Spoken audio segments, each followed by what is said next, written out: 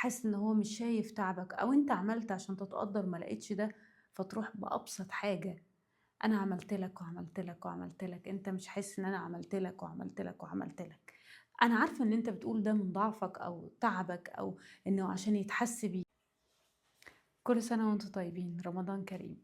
إحنا في أول يوم رمضان، وهنكمل معاكم الموسم الثالث معي ربي سيهدين. الفكرة فيه إن رسولنا الكريم ربنا قال فيه: وإنك لعلى خلق عظيم، وما أنزلناك إلا رحمة للعالمين. فالقرآن كله كان رحمة، والرحمة يعني الهدوء النفسي والسلام النفسي والحالة النفسية اللي نقدر نعيش بيها على طول.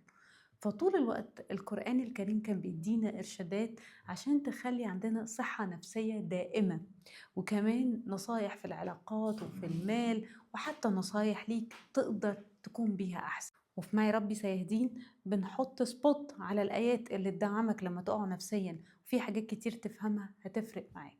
فيلا بينا في أول حلقة. الآية من سورتنا الكريمة سورة البقرة، آية 263.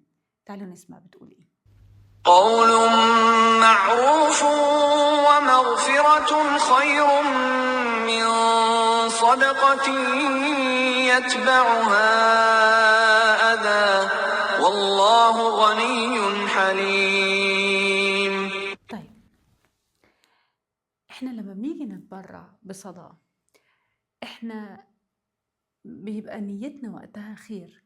الصدقة كلام حلو أو معروف بتعمله لمراتك أو معروف بتعمله لحد. ساعات إيه اللي بيحصل؟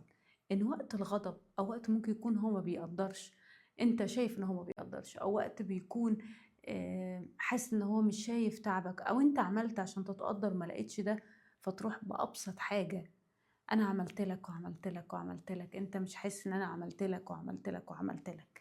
أنا عارفة إن أنت بتقول ده من ضعفك أو تعبك أو إنه عشان يتحس بيك، بس التاني بياخدها إن هو من وأذى، وبالتالي بيحس اللي أنت بتعمله له أو اللي أنت بتديهوله ده عبارة عن كرباج مش عاوزه تاني، وبيبتدي يكره الوضع اللي خلاك إن أنت تعمله، وبيكره إن أنت تعايره ويعتبرها معايرة. عارفة إن أنت ممكن ما تقصدش، عشان كده ما قلتلهاش صريحة أنت بتدي حاجة لحد أنت بتقعد تعايره. لأ، أنا ما أقصدش ده، أنا بقصد اللي بيحصل بينا في الخناقات. لما أبوك بيقف يقول لك كذا وكذا وكذا، أنت بتعتبره معايرة. لما جوزك بيقف يقول له أنا عملت لك كذا وكذا وكذا، أنت بتعتبريها معايرة. لما مراتك بتقول لك ما أنا شايلة عيالك وأنا بعمل لك وأنا بتعتبرها معايرة.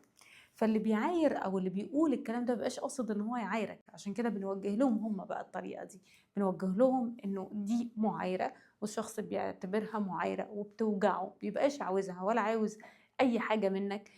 وانا عارفه انك ما تقصدش، بتقصد تعبر عن وجعك. خليه لو حتى هو مش شايف الحاجات اللي انت بتعملها له، حاول توصلها له بطريقه تانية. سيدنا الكريم رسول الله قال: رحم الله امرئ اهدى الي عيوبي. ممكن تقول له انت مش بتقدر تشوف كل النعم اللي احنا فيها، احنا عندنا كذا وبنعيش في كذا وعاملين كذا، احنا كلنا، مش انا عملت لك. فكده تقدر توازن. اوعوا تفكروا حد بالجميل اللي انت عملته له، او تقعد تقول له انا عملت لك او انا سويت لك، لانه صدقوني كل ده بيضيع بالمن والاذى زي ما الايه الكريمه قالت.